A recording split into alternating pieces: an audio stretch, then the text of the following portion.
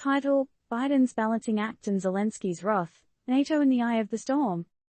TLDR, POTUS Biden finds himself walking on diplomatic eggshells at the NATO summit in Vilnius, while juggling controversial decisions regarding Ukraine.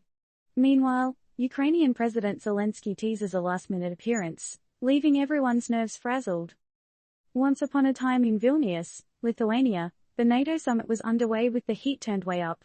As if things weren't tense enough with the ongoing discord between Russia and Ukraine, our man, President Joe Biden, strutted into the lion's den. He's had quite a run on the world stage, wouldn't you say? In a hold my beer moment, Biden made a slightly edgy call to ship off cluster munitions to Ukraine, a move that had the international rulebook lovers shaking their heads. It's worth mentioning these things aren't exactly loved by all NATO nations. Yet, here we are, ready to supply Ukraine and its counteroffensive. Then there's the call from our friendly neighborhood senators, crying out for Biden to wave his magic wand and coax those NATO allies into opening their wallets a little wider for defense funding. But seriously, what's another billion between friends, right? The real kicker though?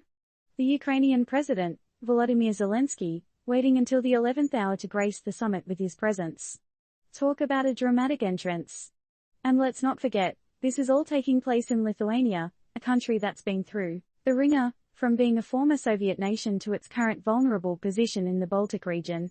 Then we're left with the question hanging like a Damoclean sword over everyone's head: should Ukraine get a seat at the NATO table? Talk about leaving everyone on the edge of their seats. But hey, who are we to judge? We're just spectators in this global chess game, right? This is a disclaimer that this article is not providing any advice or recommendations. We are simply stating the facts, and raising questions that you, our reader, might find interesting. So, in the end, what's it gonna be?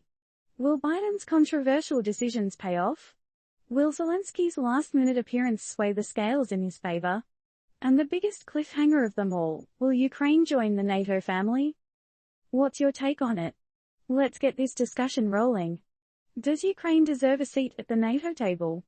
Would that move stabilize the region or simply add more fuel to the fire?